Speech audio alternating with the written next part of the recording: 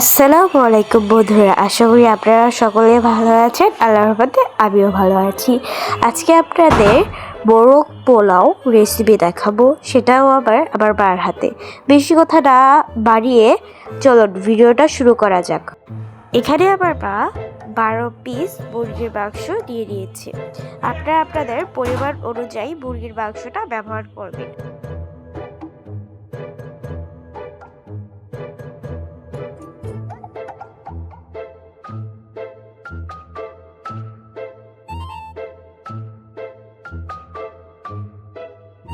এখন আমার মা আদা ও রসুন বাটা দিয়ে দিচ্ছে।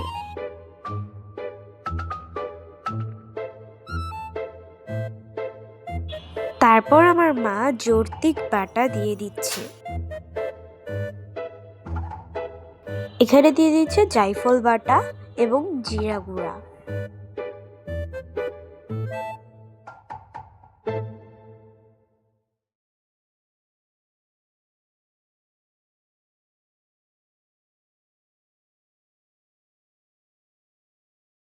তারপর মরিচের গুঁড়ো, হলুদের গুঁড়ো এবং স্বাদ মতো লবণ দিয়ে, তারপর মরিচ ফাঁকি, হলুদ গুঁড়ো এবং স্বাদ মতো লবণ দিয়ে, তারপর দুই তিনটা এলাচ এবং কয়েকটা কয়েকটা তেজপাতা দিয়ে দিতে হবে।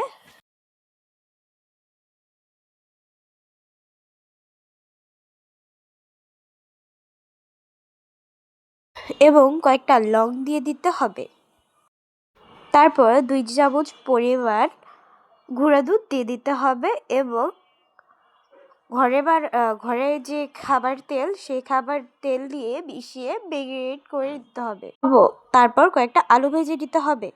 সেই মাখানো মুরগিতে সরিষার তেল দিতে হবে। তারপর তেলের মধ্যে পেঁয়াজ দিয়ে ভেজে সেই মুরগির মাখানো মাংসগুলোকে দিয়ে দিতে হবে।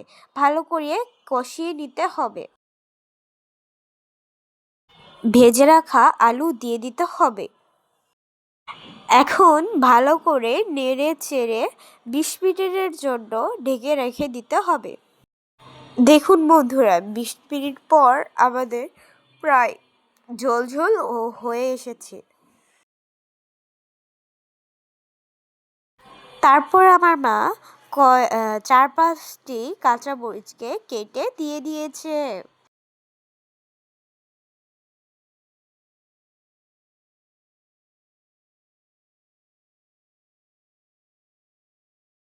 এরপর কেওড়া জল দিয়ে দিতে হবে।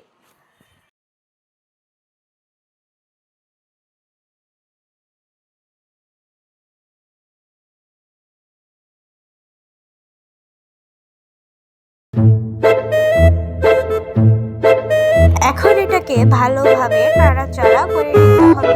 ভালো করে নাড়াচাড়া করে দেওয়া হয়ে গেলে এটা যখন ফুটে আসবে, তখন 20 মিনিটের জন্য ঢাকা দিয়ে রেখে দিতে হবে। দেখুন বন্ধুরা, 20 মিনিট পর আমাদের এই ঝোলটা পুরোপুরি হয়ে গিয়েছে, মানে কষানো হয়ে গিয়েছে। এখন এটাকে আমাদের নামিয়ে ফেলা হবে।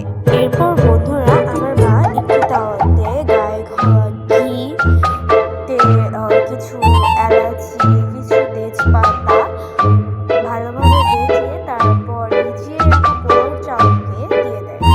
এরপর আমাদের যে মুরগির মাংসের যে ঝোলটা করেছিল, সেই ঝোলটাকে আমার মা এই পোলাও চালে দিয়ে দিচ্ছে। খুব সুন্দর একটি গ্রান বের হচ্ছিল ঘিয়ে।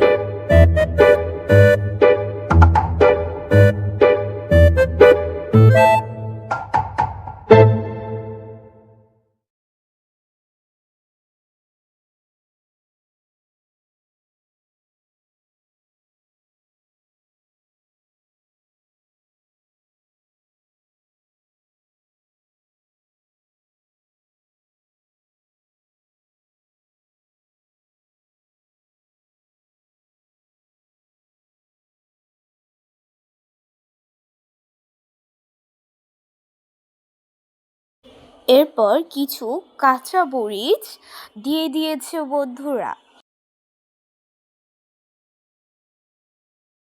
এটাকে ভালোভাবে মিশিয়ে 20 মিনিটের জন্য ঢেকে দিয়ে রাখছে।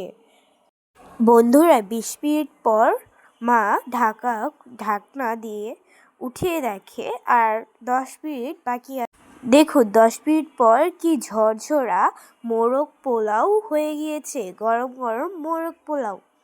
এটা আবার শাহী মোরগ পোলাও বলতে পারেন বন্ধুরা। বন্ধুরা এভাবেই ঘরে বসে সুন্দর মোরগ পোলাও বানিয়ে ফেলতে পারেন, খুব সহজে ঝটপটা রেসিপি। পরে আবার বা আলু বাখারাও দিয়ে দিয়েছিল। ভিডিওটা দেখলেই বুঝতে পারবেন যে কেমন হয়েছে।